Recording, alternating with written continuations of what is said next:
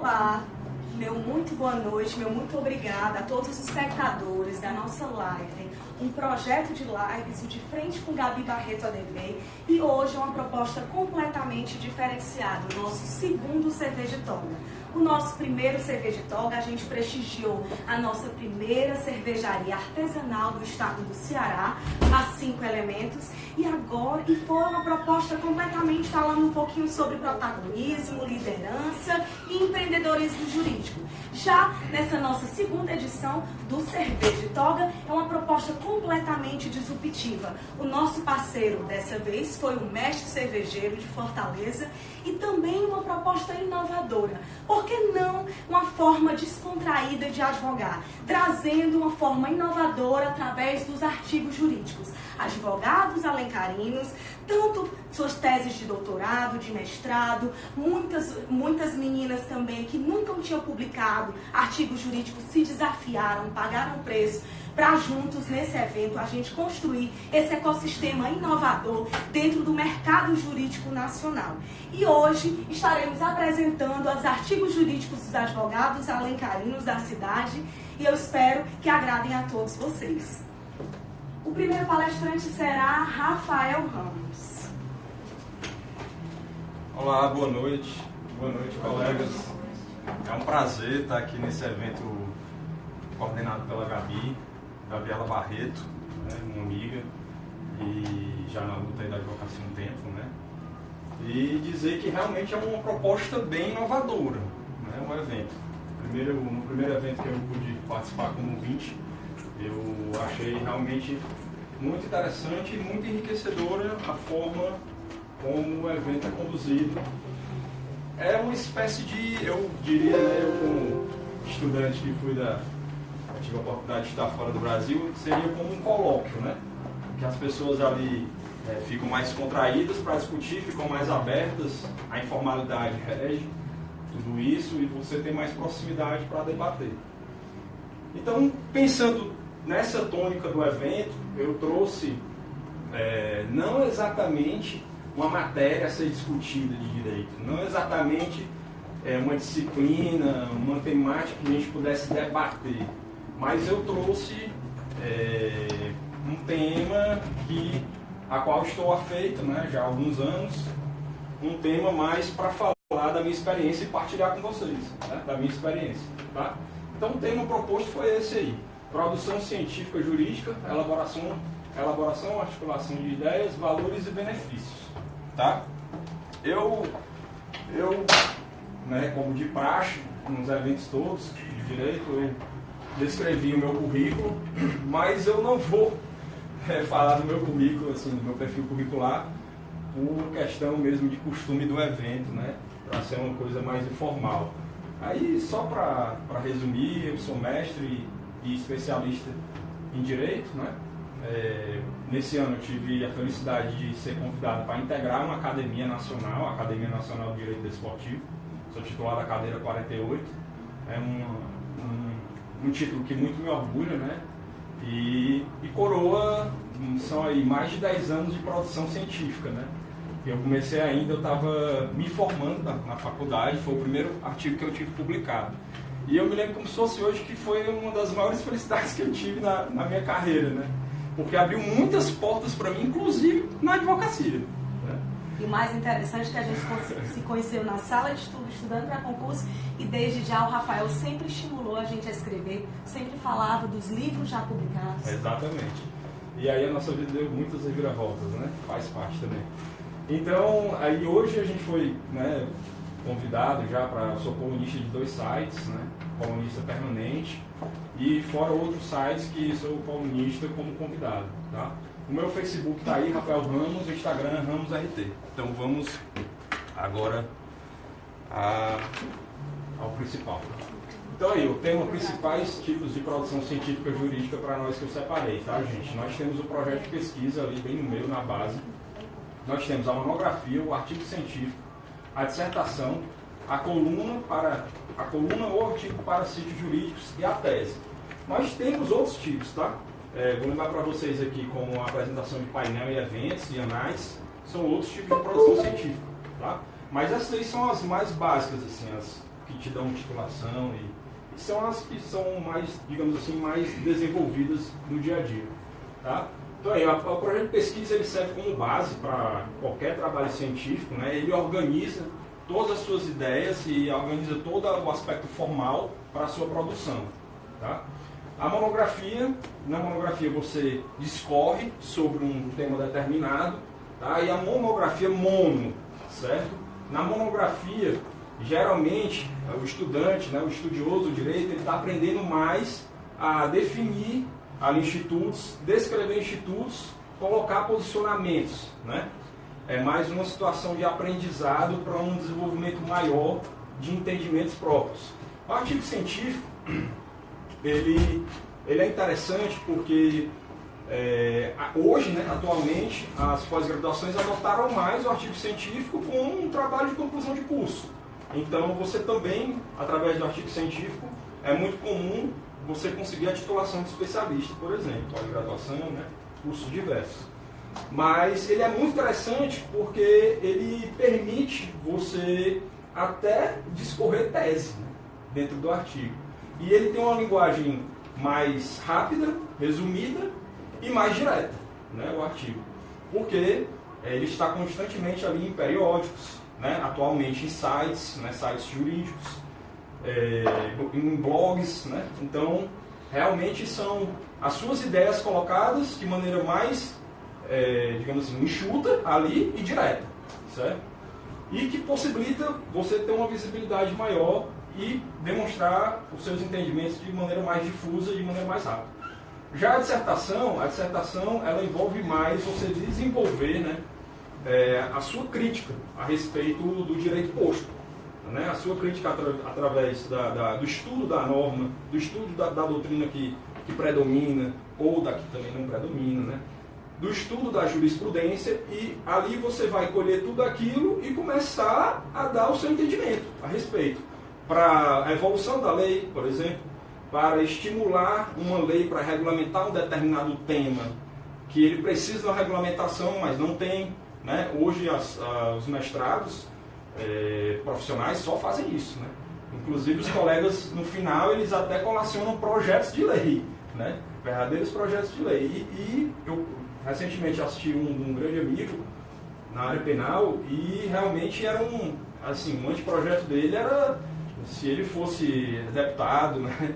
Se tivesse força para apresentar, realmente resolveria muitos problemas na questão do encarceramento aí na área penal, certo? Então aí nós temos a coluna e artigo para sítio jurídico, que é basicamente a mesma coisa do artigo científico, mais voltado na difusão pela internet, né, que é exatamente o que eu já tinha mencionado.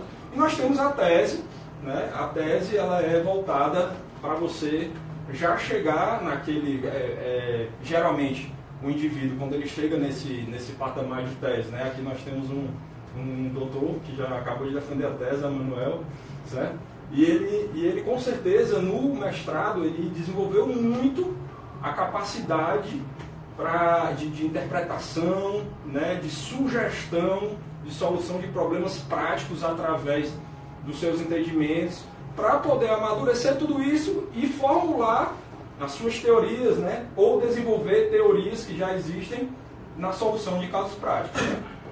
E aí, aqui só lembrando que a teoria e a prática, pessoal, se elas estiverem dissociadas, alguma coisa está errada, tá certo?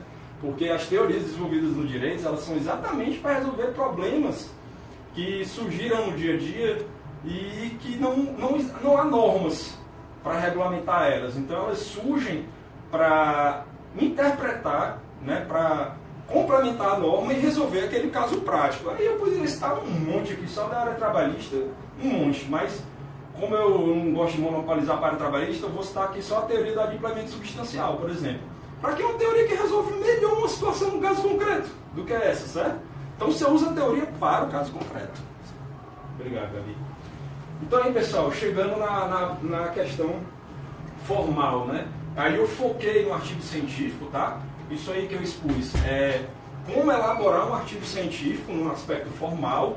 Não vou dissecar, né? Aqui não é a proposta, é mais um diálogo informal mesmo, de como fazer isso, e apenas para expor para vocês.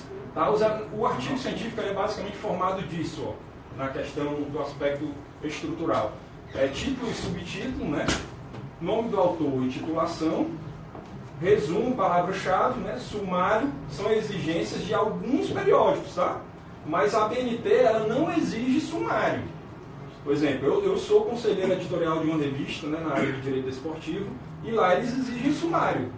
Mas é a exigência da revista. Cada revista tem algumas exigências, algumas que até são exigências a mais do que as normas da ABNT. Então, na hora de publicar, você tem que atentar para isso.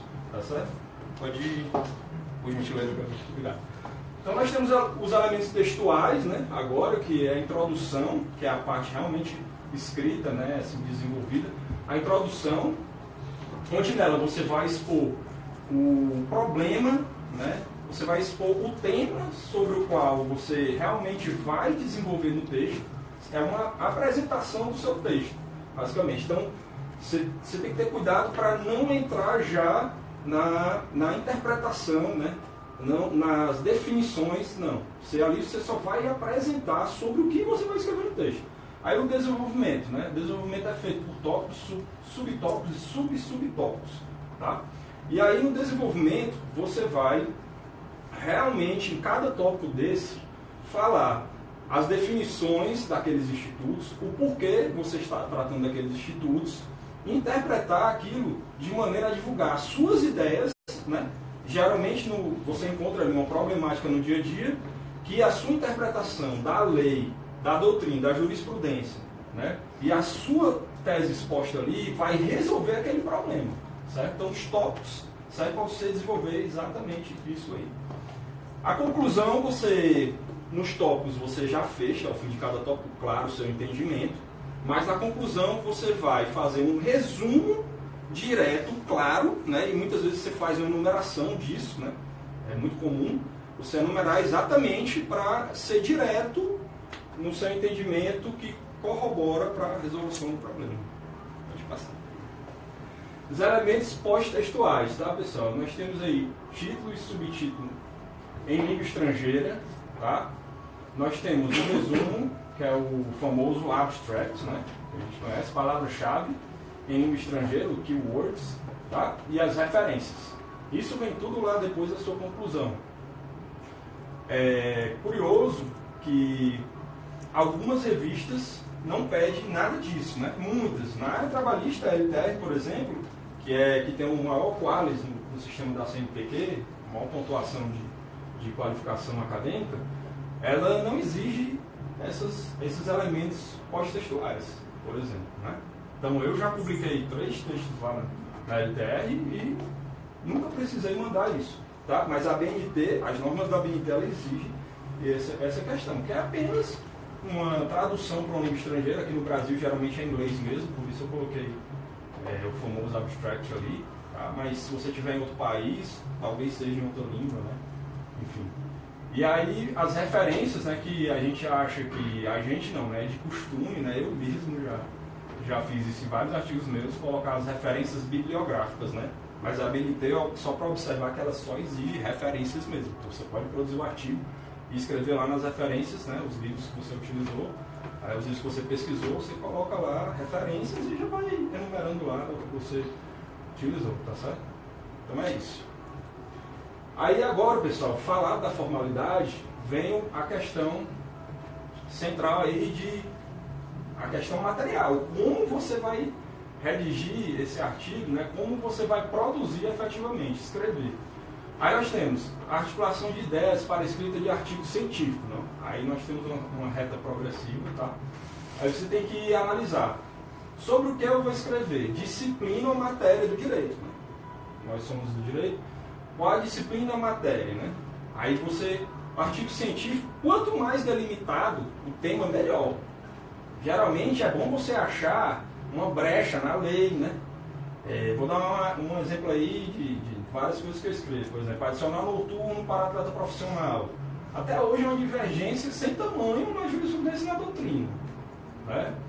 Horas extras em concentração do atleta profissional. Hoje mesmo, uma colega minha, analista lá do TRT1, me ligou. Ei, Rafael, assessora de desembargadora, tá? O TRT1 onde tem TRT 1 e 2, né, que é Rio de Janeiro e São Paulo, onde tem o maior número de demandas de atleta profissional. E aí, como é que você acha? Discutir comigo, como é que ela acha, quais são os pontos que ela podia levar para poder decidir, certo? Então, assim, eu já escrevo sobre isso, por isso ela me consultou, certo? Então, assim, quanto mais você acha brecha, mais você vai ficar, mais você vai ser conhecido, porque realmente você está enfrentando o problema da prática e você está tentando resolver aquele problema.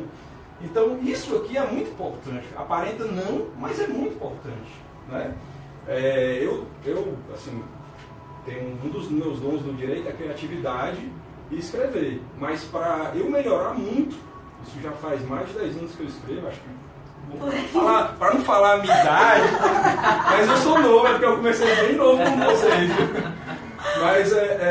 Mas enfim, isso é muito bom para todo dom tem que ser desenvolvido, né? Então eu percebi que quando eu começava a utilizar esses métodos, eu evoluí muito, né? E se hoje eu pegar um texto meu primeiro texto, por exemplo, e o meu texto hoje, eu mesmo vou, né, achar irreconhecível, parece que não é a mesma pessoa. Então, assim, nós temos que delimitar. E delimitamos pela disciplina e a matéria, né? Opa, não passa aqui, deixa eu falar. Foi mal. Delimitação de tema, você tem, como eu falei, você tem que escolher o tema. E delimite ao máximo naquele tema, né, que é pouco discorrido, que vai solucionar a prática e ninguém escreveu muito. Quanto mais, não que você não possa escrever sobre outras coisas, mas quanto mais você fizer isso, mais valor vai ter o seu texto. Aí, título aperfeiçoa até o fim. O que é isso? Você idealiza o título, né? E ao longo do texto, que você vai escrevendo, vai encerrando ele vai ser modificado. Você mesmo vai sentir essa necessidade. Você vai ter a autocrítica e, rapaz, esse título que eu tinha elucubrado ali no começo não está mais condizente com o meu texto. Vou aperfeiçoar, vou fazer as modificações. Aí ele fica perfeito ao final. Aí mais uma reta progressiva, né, para delimitar aí a leitura, né? Todo o tema do direito você vai escrever. O que é o básico que você precisa? A leitura da lei e da doutrina, é o básico, né, naquele tema específico. Você vai pesquisar os livros, o máximo de livros que você tem acesso, de periódicos, textos. Hoje tem uns sítios aí da internet, né, as colunas, que são muito boas, né? Não é como há 15 anos atrás. Hoje realmente são muito valiosas. Tem muita gente boa escrevendo. Então você vai lá, pesquisa, lei e doutrina, aí você faz uma pesquisa na jurisprudência acerca daquele problema, daquele tema, vê o que tem, às vezes não tem nada, gente. Às vezes não tem nada. E você fica procurando. Hoje está meio difícil não ter, né? Porque hoje, só de TRT que a gente tem 24, por exemplo, na área trabalhista, é difícil você não achar uma decisão de TRT, mas às vezes acontece não achar. Aí você coleta o material e faz anotações de bibliografia para você citar, né? Um texto bom é o texto maravilhoso não é aquele que você sai copiando do livro e dos periódicos. O texto bom é aquele que você leu tudo a respeito, define com as suas palavras, dá o seu entendimento, dá a sua contribuição, certo? E reforça o material que você pesquisou, reforça o seu entendimento. Nem sempre esse reforço do entendimento é a mesma coisa que você está dizendo, não. Pode ser que naquele entendimento existam palavras multilaterais que vão reforçar o seu entendimento. Mas você coloca lá na citação direta ou indireta, tá certo? Então, essa coleta de material e as anotações feitas avulsas, de bibliografia e dos temas que você está lendo, ali do material que você está lendo, é importantíssimo. Aí nós temos o processo de edificação cerebral, né? O famoso brainstorm. Certo? Aí eu fiz essa questão aí, não tão boa como de vários colegas, tenho certeza que são mais afeitos à tecnologia do que eu, mas a gente tentou, para ser inovador de alguma forma. Então a gente tem a ruminação mental, tá, pessoal? Que eu chamei de ruminação mental, que é você mastigar as suas ideias, né? Você já leu sobre aquele tema, esgotou tudo material que você tinha, aí você vai ruminar. Para vocês terem ideia, assim, eu acho que é um dom mesmo de Deus. Assim, eu rumino na hora do banho, pra vocês terem ideia, né? Fala a verdade que é com vinho também, viu? Também. Deixa de história, cervejinha. Tá filmando, eu não posso falar muito. Mas na época do mestrado, filho.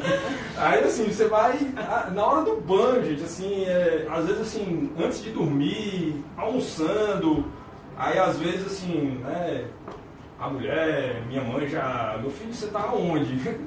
Pensando, minha ebulição aqui as ideias, né? A ebulição das ideias para a escrita de um artigo, né?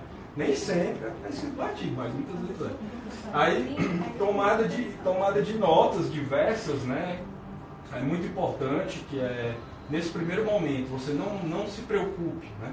Não se preocupe em tomar notas que não tenham nada a ver. Se você vê essa ideia na sua mente, tome. Eu me lembro muito bem que Faria Costa, que não é nem da área ao qual eu sou mestre, né? Que eu sou mestre em Direito do Trabalho, mas Faria Costa, catedrático da Faculdade de Direito de Coimbra, da área penal, ele dizia assim, na aula de metodologia: gente, se vocês tiverem uma ideia, anotem. E execute. Anotem. Porque não tem lógica ele dizia executar, ele dizia com tenacidade, né? Os portugueses adoram um vocabulário rebuscado. Com tenacidade. Mas antes disso ele dizia, anotem, porque muitas vezes aquela ideia passa e você nunca mais recupera a ideia que você teve, certo? São momentos realmente de luz, né? Aquele momento de luz você tem que registrar, senão pode ser que ele não volte mais.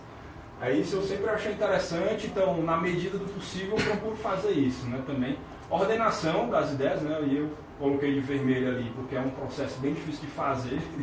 Dá trabalho mesmo, tem que gostar muito, mas a gente que gosta tem que fazer, né? Ordenar essas tomadas de notas todas. Aí depois você anota, você vai harmonizando com o material que você pesquisou, anotou as bibliografias todas, né, e tal.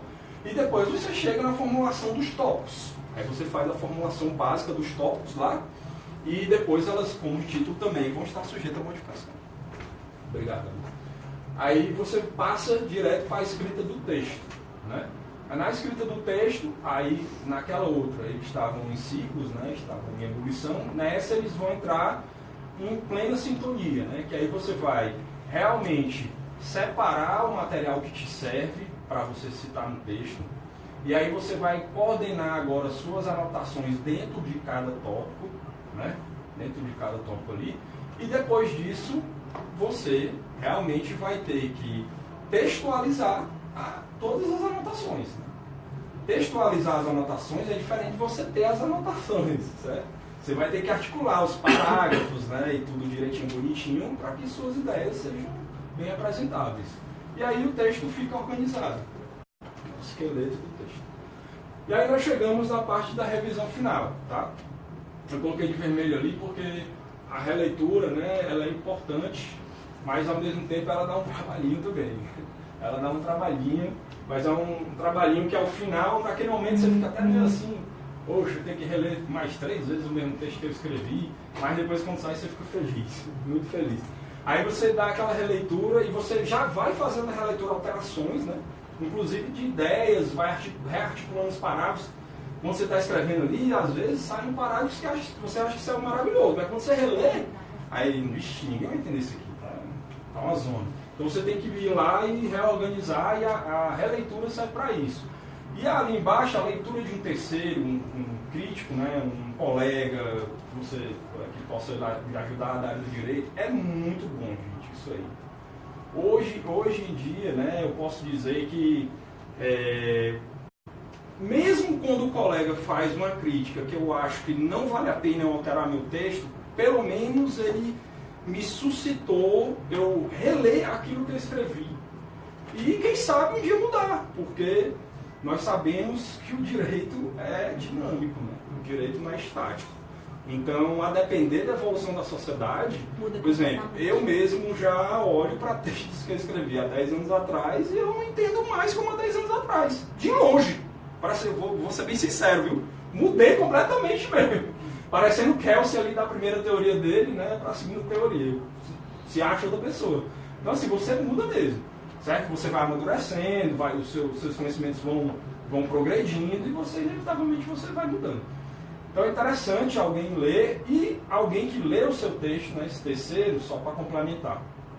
Muitas vezes ele realmente acha alguns errinhos ali que são fundamentais para você lapidar e depois publicar o seu texto. Aí você tem a absorção, né, que faz parte daqueles primeiros momentos, a absorção e a autocrítica, né? Você tem que ser aberto para as críticas, né? Você tem que ser aberto, porque senão você não evolui, né? Ninguém nasceu gênio, a gente sabe disso, né? A gente está, principalmente da área do direito, a gente sabe disso, né? Opa,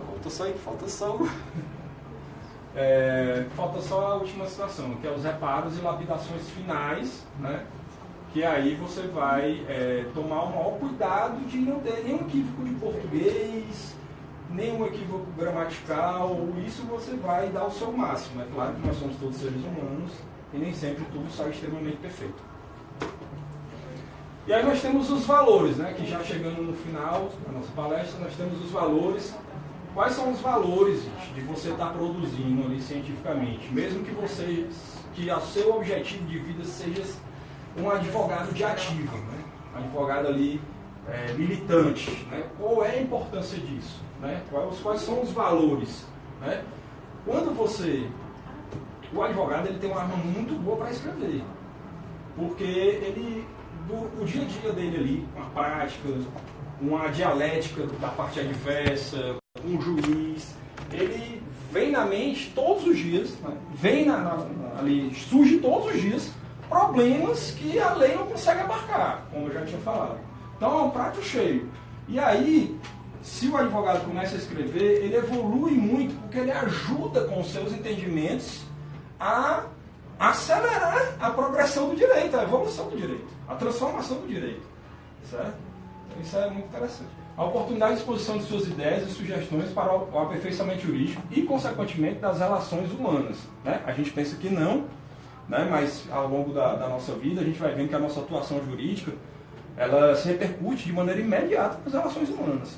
Né? Semana passada mesmo, isso não só atuação na audiência, mas o que precede a audiência, após a audiência, às vezes o conflito instalado ali, o advogado, antes de chegar na audiência, ele já conseguiu, com a oratória dele, com o seu cliente, com o cliente adverso, ou com o advogado do cliente adverso, já conseguiu melhorar o clima para a audiência se desenvolver e a lide ser ali resolvida da melhor maneira possível. Tá certo? Então, através da escrita, quando você tem escrita, você cita, né? Ou quando você tem escrita, você ajuda a movimentar isso aí na prática. Reiteradas publicações são capazes de influenciar as principais doutrinas, a modificação da jurisprudência e da lei. Gente, a primeira citação de livro meu que eu vi juristas consagrados citando, eu fiquei muito feliz. Por quê? Porque eu achava lá no fim da faculdade, quando eu escrevi que vai ser muito difícil um grande jurista me citar, né? Vai ser muito difícil. Lembro, eu estava do teu lado. Eu acho que vai ser difícil, então eu vou fazer isso aqui só porque eu gosto mesmo e tal, né? Mas abriu tantas portas, né? E hoje eu tenho felicidade de abrir obra coletiva que eu participo e tem mais de um juiz do trabalho, por exemplo, me citando, né? Tem colegas, não só juízes, mas colegas respeitadíssimos, advogados, especialistas, diletos colegas que me citaram. Então isso para mim, na área que eu resolvi pesquisar, que eu me dediquei, que hoje eu tenho 35 artigos publicados, é quase o número da minha idade. Então assim, isso é muito gratificante, né? Muito gratificante, porque isso influencia sim, você acha que não, mas isso aí vai para uma ementa de jurisprudência, volta e meia, certo? O que você escreveu para ajudar a solucionar o processo ali no caso concreto. Daqui a pouco o juiz está te citando uma ementa jurisprudencial, um colega assessor está te citando, certo? Então, olha aí, como realmente você pode transformar, né? Através da escrita. Aí oportunidades mais imediatas de você promover muitas vezes, né? Você promover ali as suas ideias, os seus entendimentos, que na prática você não consegue. Por exemplo, nós sabemos que o processo, né, nós advogados, nós atuamos, fazemos a prestação jurisdicional para o cliente e nós lutamos para que o cliente consiga o direito dele. Mas quem vai decidir é o juiz, né? E aí, se a gente discorda, a gente recorre. Nem sempre a gente consegue reformar. Então, muitas vezes ali na prática do dia a dia mesmo, imediatamente a gente não consegue.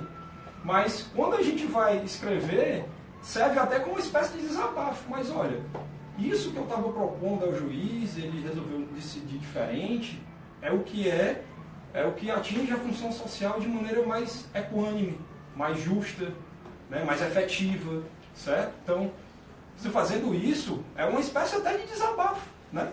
Talvez até no seu dia a dia, quando você se deparar com uma situação dessa, que normalmente você poderia ficar mais chateado, né?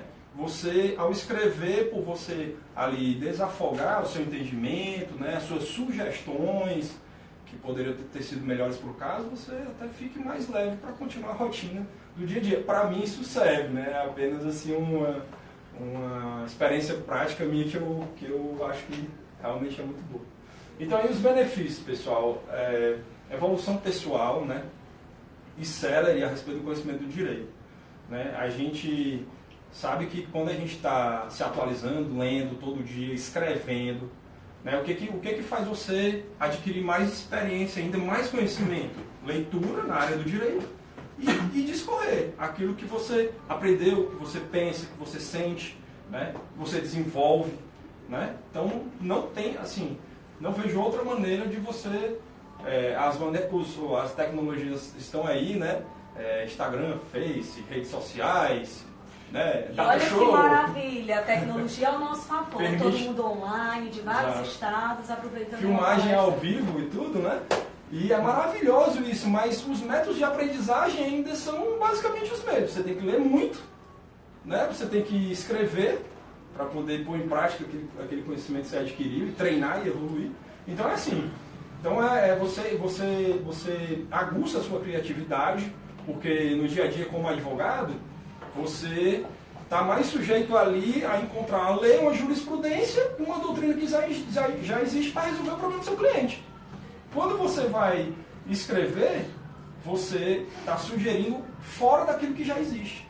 E aí você pode, de alguma maneira, né, evoluir mais ainda. Divulgação gratuita da advocacia, tá, pessoal? Com certeza, pessoal. Quando você começa a escrever reiteradamente naquele tema, aí você começa... Eu nunca esqueci, né? Porque assim, eu fui para fora estudar uma área muito específica, que na época estava começando a ficar em voga, hoje já é bem mais estudada, que é a área do direito relacionado ao esporte. E eu fui fazer a pós-graduação específica sobre isso. Um ano depois, quando eu voltei, eu tive o meu primeiro convite para ensinar uma pós-graduação, na época, num dos cursos para concurso, que era um dos mais fortes em Fortaleza, né? Que é o curso do professor Jorge L. Então, assim, eu tive essa abertura porque eu fui para fora, realmente eu me dediquei, me preparei numa área que ninguém conhecia e eu fui o convidado. Né? Assim, então, assim, quando você... Estudou o Oceano Azul dentro da advocacia. Exatamente, a gente tem que procurar sempre... né, se reinventar. Então nessa época foi uma forma que eu encontrei de me inserir no mercado até. Assim. Porque eu olhava para um lado, direito penal, já tem muita gente. Direito civil, nem se fala. Né? Direito tributário, vou concorrer no mercado feroz. Então assim, foi uma forma de que eu consegui me inserir no mercado também. Certo? E aí depois aí vem todas as coisas também junto com isso, né? Te proporciona você ministrar palestra, pós-graduação, escrever em livros, obras coletivas. Então, a escrita ela tem um poder muito, muito grande, assim, porque quando você escreve e realmente seus textos são publicados, você passa a ser conhecido. Por exemplo, eu tenho um contato, por eu ter publicado em 5 revistas,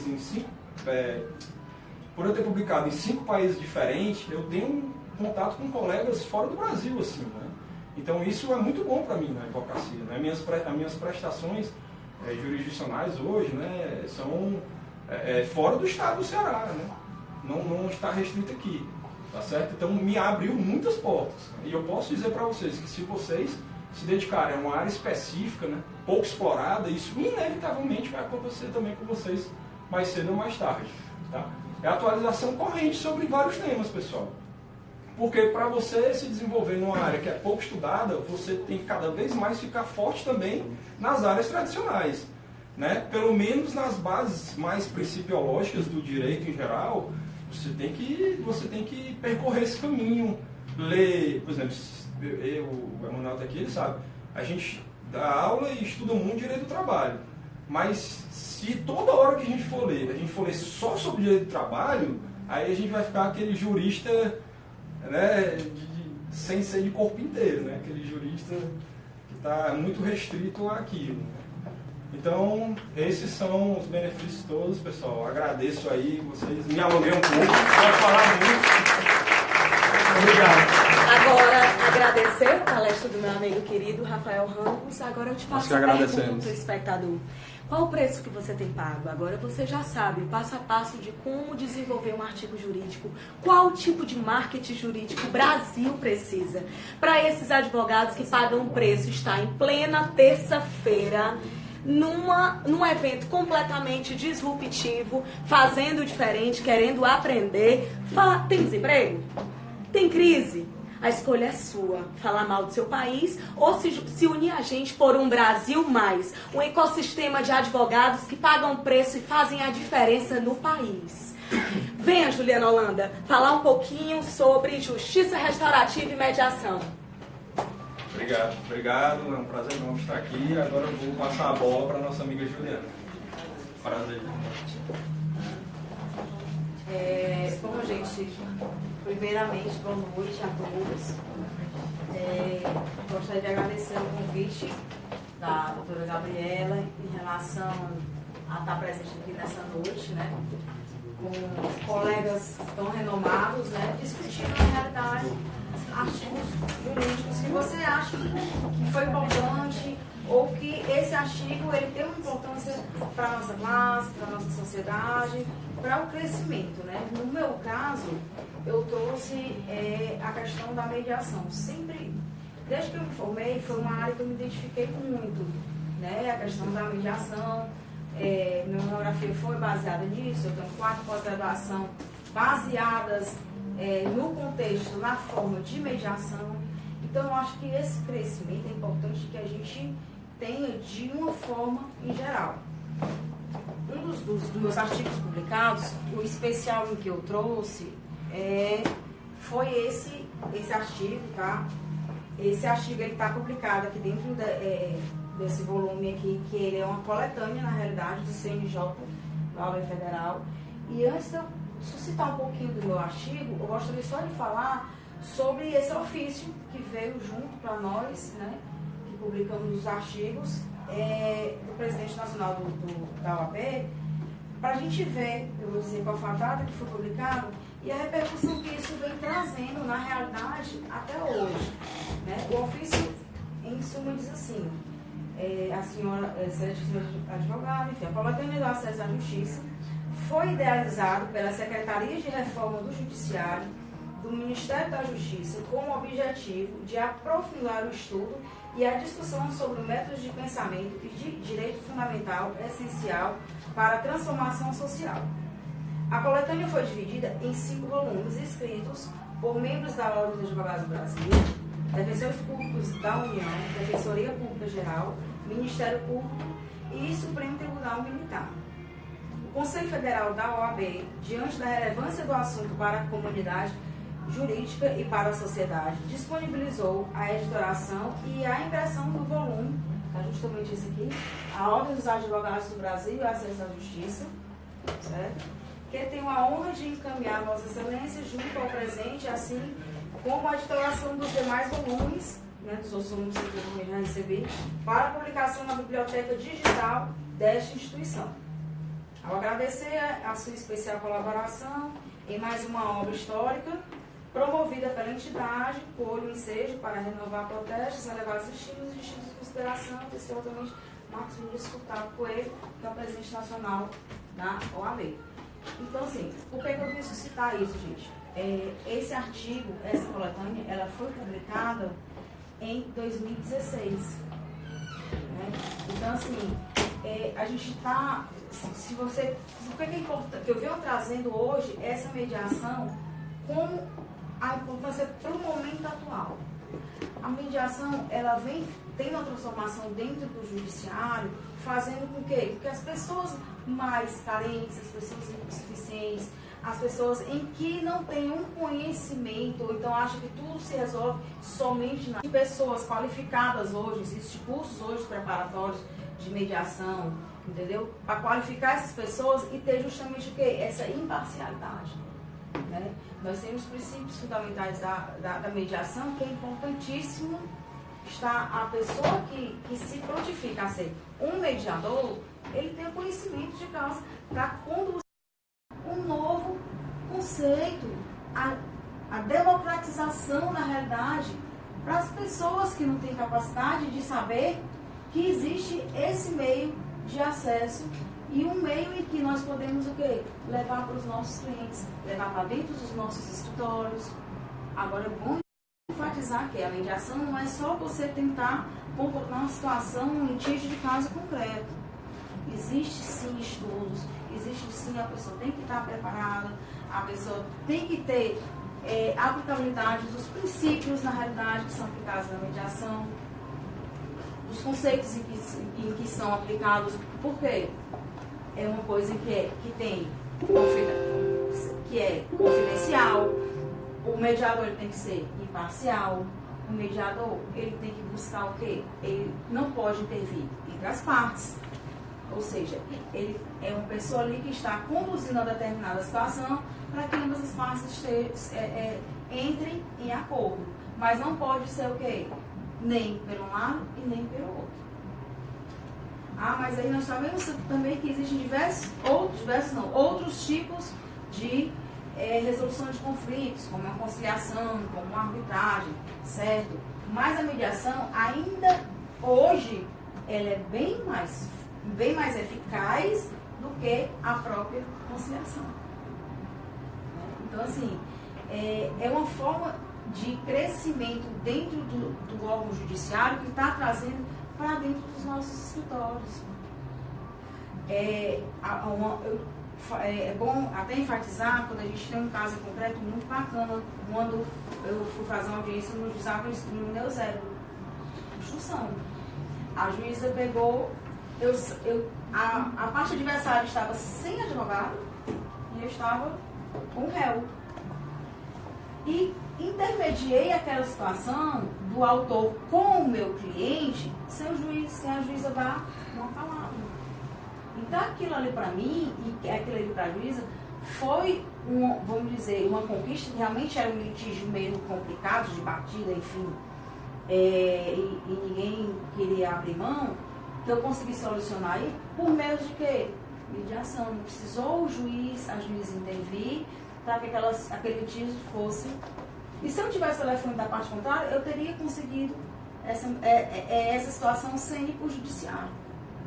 Então, assim, o resgate, gente, da justiça restaurativa, o resgate da mediação dentro da justiça restaurativa, que é uma coisa que está sendo bem desenvolvida no judiciário, é muito importante que nós levamos isso para o nosso cotidiano, a nossa vida profissional.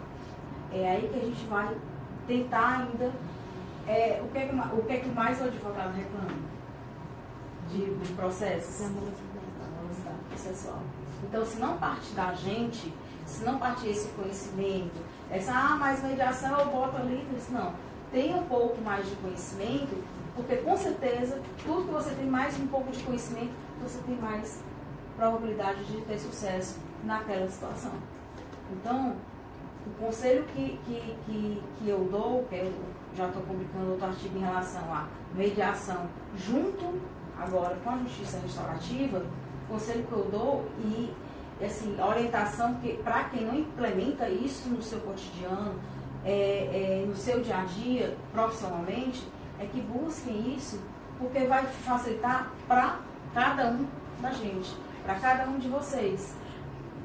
E é assim que eu gosto de eu também tenho um livro publicado, né, de acesso à justiça.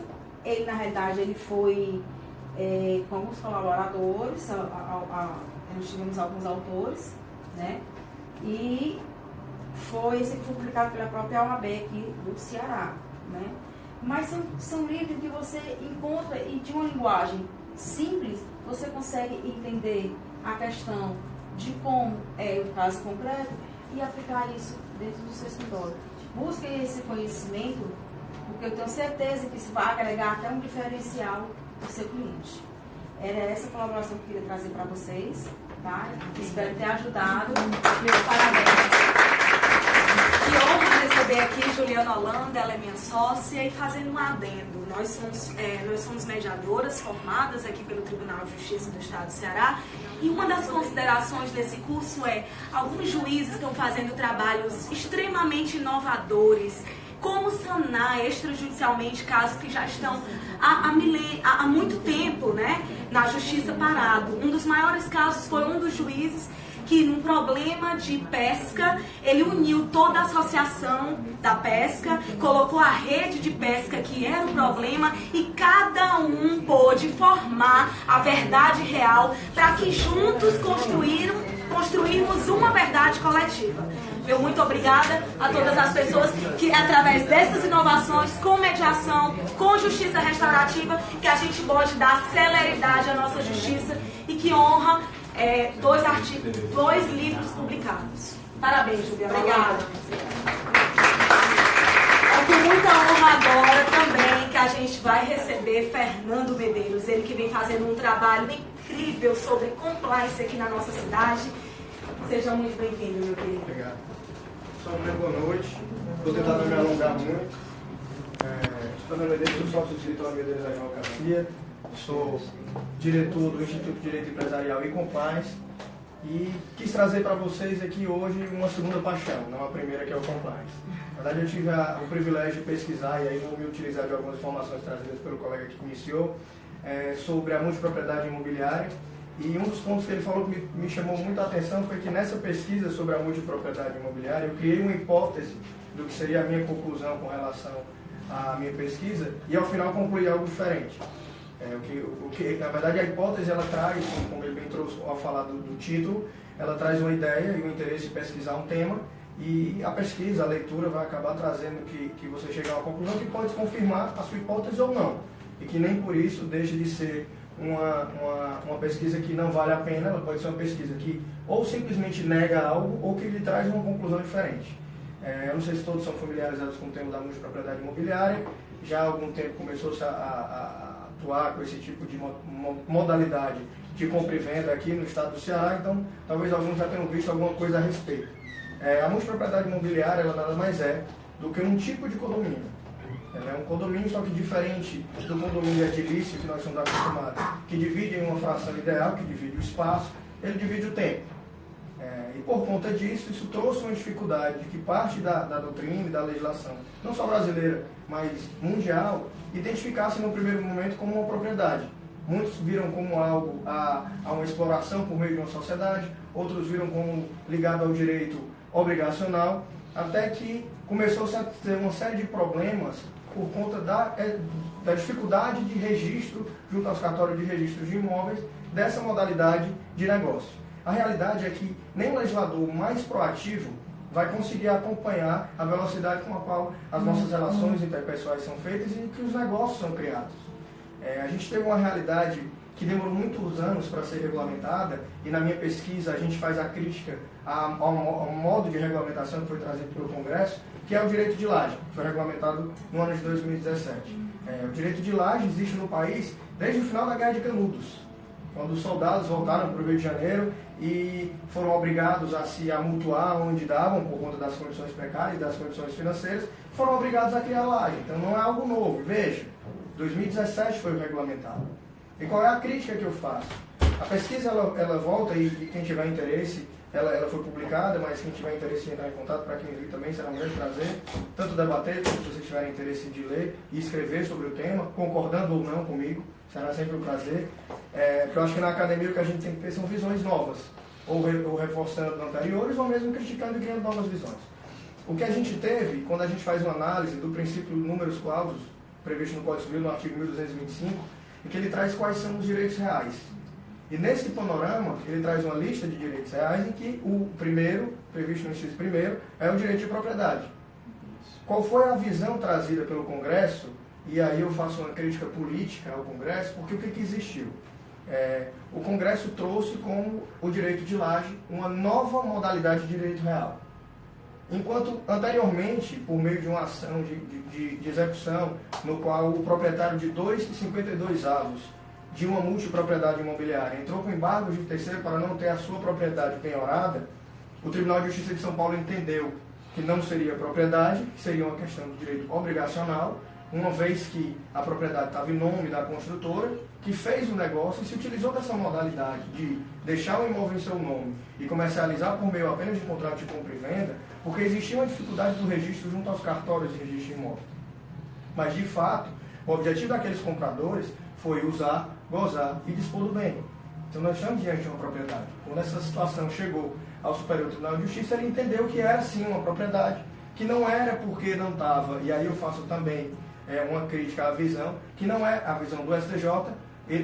Na minha análise, eles quase resolveram problemas porque eles não detalharam um pouco mais. Eles entenderam que, a despeito do princípio numerus clausus e da taxatividade dos direitos reais previstos no artigo 1225 do Código Civil, eram possíveis novas modalidades de direitos reais.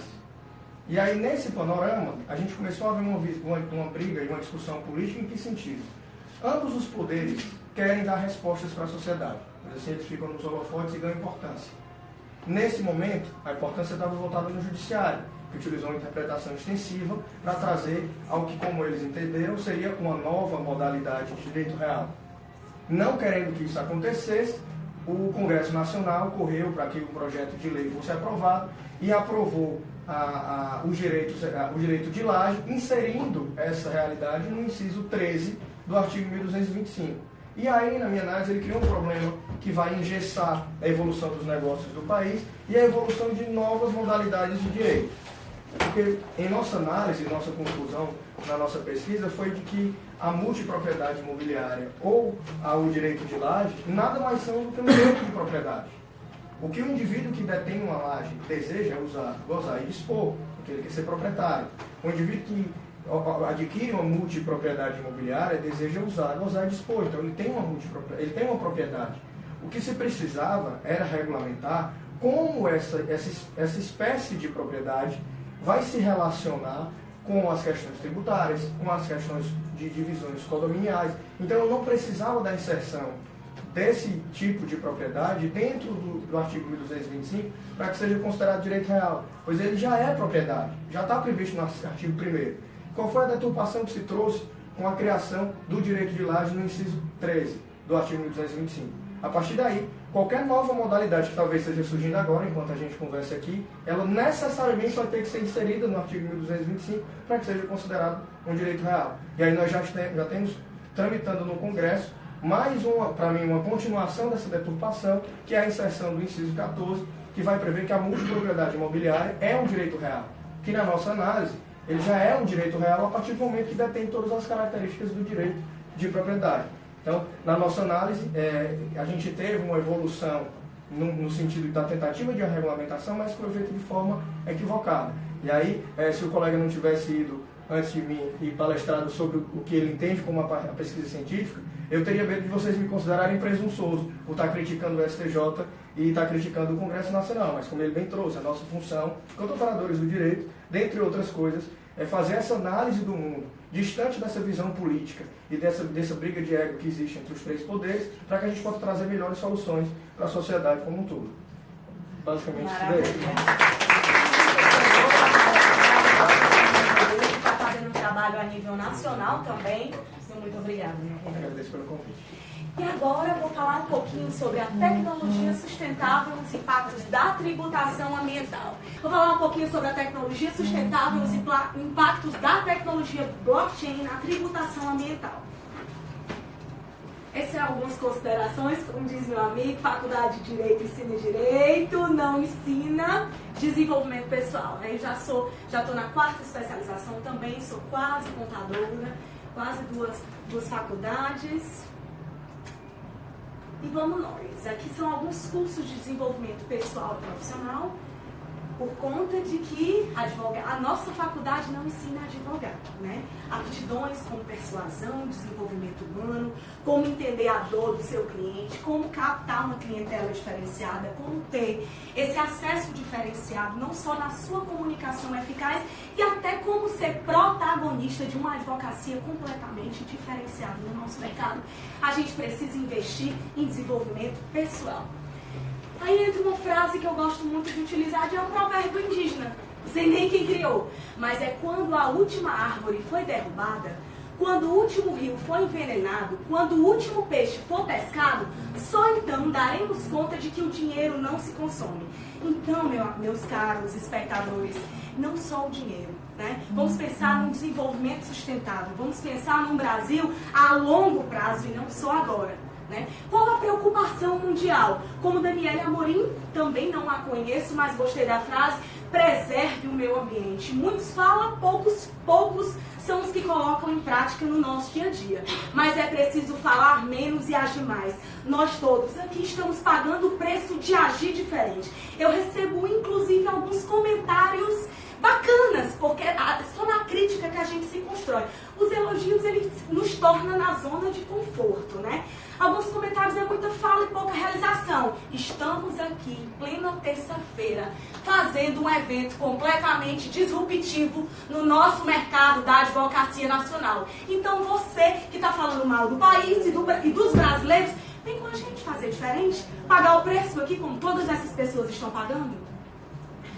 Como mudar uma mentalidade, o mindset das nações, através do meio ambiente, tornar esse ecossistema sustentável a longo prazo, né? A preocupação mundial é essa. No final do século XX, no início do século XXI, o que é responsável? Qual é essa alteração de mentalidade que tem que ser feita nas nações? É pensar como o desenvolvimento sustentável, essa expansão da economia a qualquer custo, vale a pena?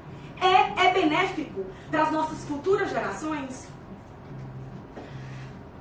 A intervenção tributária, né? Sou especialista em direito tributário também, e com esse viés completamente humanitário, a bandeira que eu levanto é a advocacia empreendedora humanitária. Não me faz a menor consideração eu ouvir falar de Gabriela Barreto ou então do meu escritório boutique.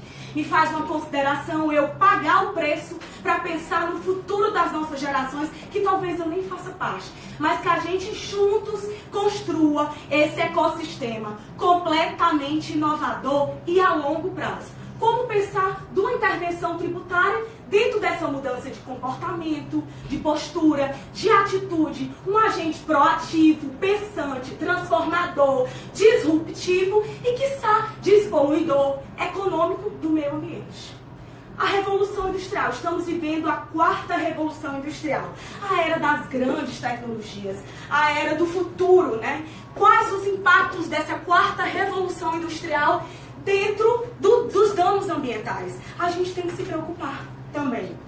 Os impactos com essa explosão demográfica, crescentes alimentos, agricultura, tornando lugar de florestas, competitividade desse capitalismo. Eu sempre gosto de pregar: nós somos pessoas que juntos a gente pode construir alguma coisa, não competir entre si, porque as ideias, elas têm que ser executadas, como aqui a gente já falou tanto, né? Tem ideias no banheiro, tem ideias tomando vinho, e por que não aquelas ideias aqui na cervejaria de Fortaleza, o mestre cervejeiro?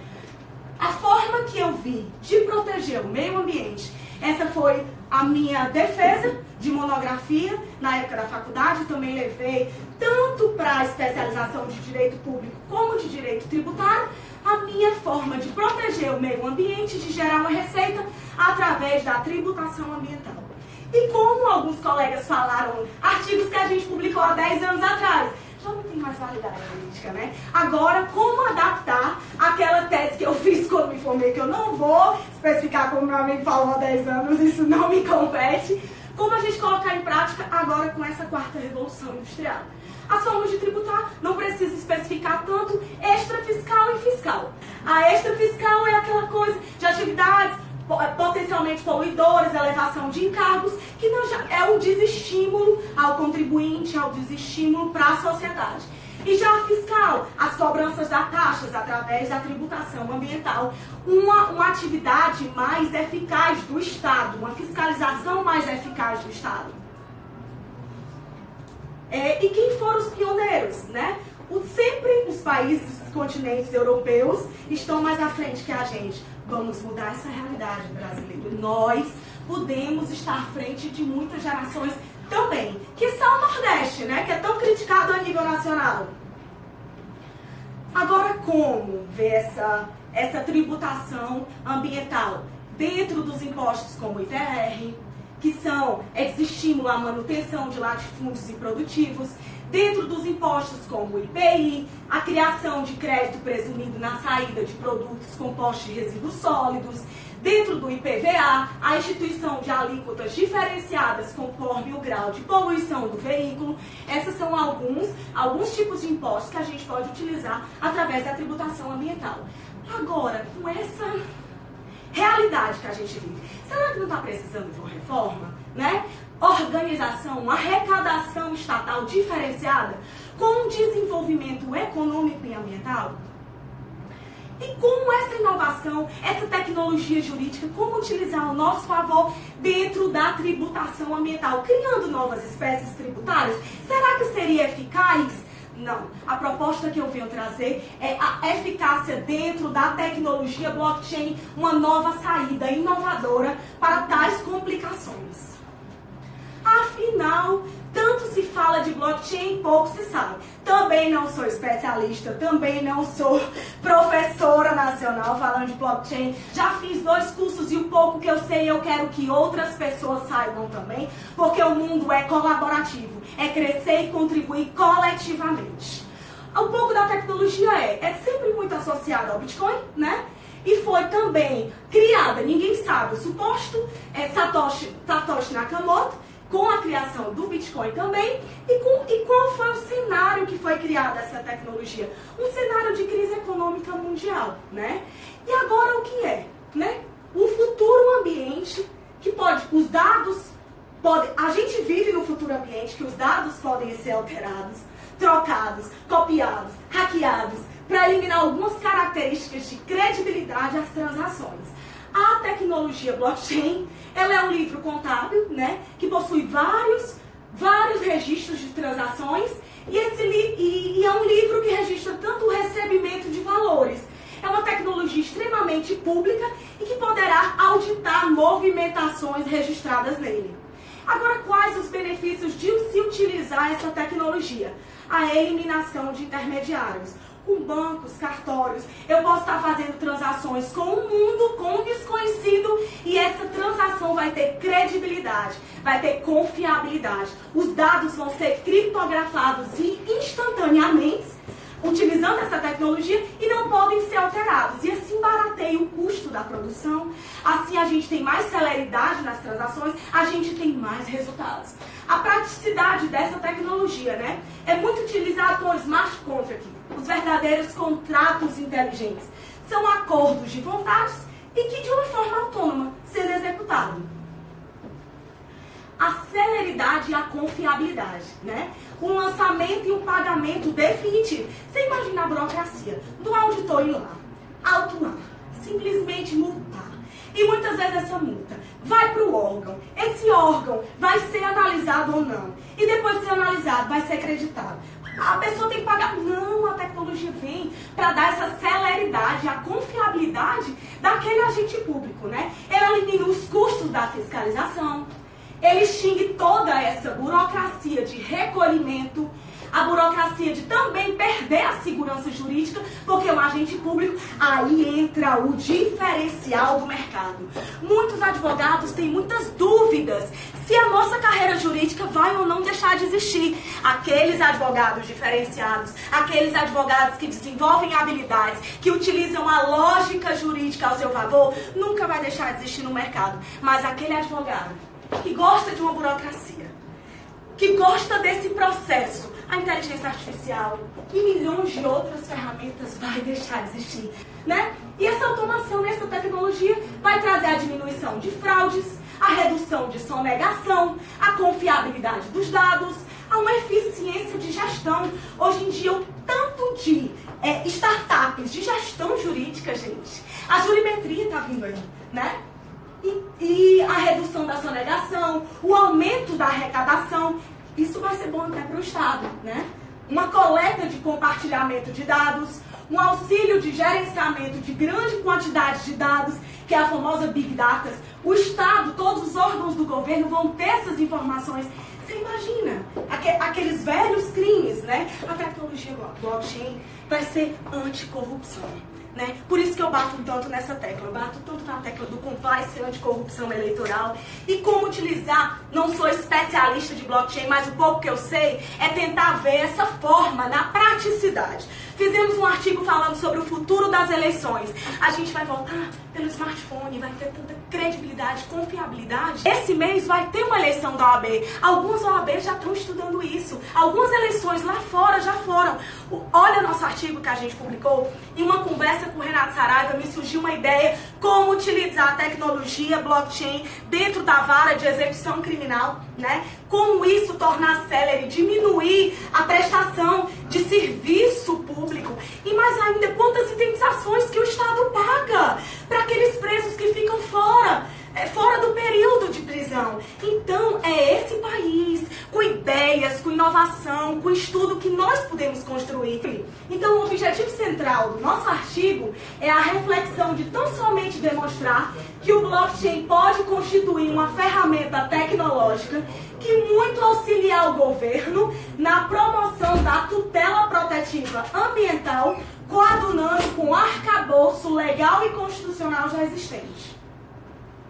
E esse artigo, gente, o mais interessante, outros artigos, o nosso parceiro oficial, Alex Machine, nossos nomes já estão no site oficial e tudo, mas esse artigo foi na newsletter do Jus Brasil, porque compartilhamos tanto na Jus Brasil como no LinkedIn, saiu também no nosso parceiro oficial, Alex Machine, Daniel Beck, meu muito obrigada, e também saiu na B2L, que é a maior associação brasileira de low-tech, de inovação e tecnologia jurídica. Meu muito obrigada pelo reconhecimento do nosso trabalho com o tema tecnologia sustentável e os impactos da blockchain na tributação ambiental. E, gente, estou terminando o curso de liderança e protagonismo jurídico com Dale Carnegie. É uma frase que efetivamente impacta a minha vida. A vida não tem sentido sem entusiasmo. Nada faria sentido se a gente não estivesse aqui por acreditar em alguma coisa diferente. Então, a melhor maneira de nos prepararmos para o futuro e concentrar toda a imaginação e o entusiasmo na execução perfeita do trabalho é hoje. Se você tem uma ideia, executa hoje. Não espera alguém executar para ti. Não espera você se tornar um fracassado amanhã, achando que as pessoas roubaram a sua ideia. Vamos juntos. Se precisa de auxílio, seja humilde para pedir ajuda. E isso faz toda a diferença no universo. E agora eu vou finalizar, na realidade, um texto meu para todos os advogados. Devem investir em capacitação para aperfeiçoamento pessoal e profissional. Sejam inovadores, busquem caminhos poucos desbravados, os verdadeiros oceanos azuis. Meu amigo mesmo falou agora na palestra que ele, na época que ninguém nem ouvia falar de direito desportivo, ele estava estudando, ele estudou o furo do mercado. Sejam uma dessas pessoas, né? Nunca parem de estudar, entendam a dor do seu cliente para serem e fazerem diferente. A pior coisa do mundo é você chegar no seu cliente, um cervejeiro, se meu cliente for cervejeiro, se eu não conseguir impactar uma conversa com ele, entendendo sobre cerveja, se eu for falar o meu juridiquês querendo provar que eu sou uma advogada bem-sucedida, coisa e tal, ele não vai entender a comunicação. Entenda a dor do seu cliente e produza uma comunicação eficaz para ele, né? Todos os dias temos algo a aprender. Todos os dias podemos ser melhores. Nem todos os dias eu estou com essa expectativa, esse ânimo, não. A vida é cheia de altos e baixos, mas ninguém publica, não. Entendeu? É se tornar antifrágil. Teve um problema, muda a copy, muda a forma de pensar, né? Sai do ponto preto e segue adiante com uma solução, né? Então, use a tecnologia e a inovação jurídica ao seu favor. Proatividade, curiosidade, coragem, antifragilidade, humildade e empatia te levarão ao sucesso. E juntos o caminho será mais longe, mais realizador, mais cíclico. sozinho você também chegará. Por vezes até mais rápido, talvez não tão sustentável. Então, meus amigos, para todas as dúvidas, me sigam nas redes sociais. Tem o nosso canal no YouTube, o De Frente com Gabi Barreto ADV, no qual eu entrevisto as personalidades jurídicas, eles falando o futuro do nosso país. Meu muito obrigada a todos.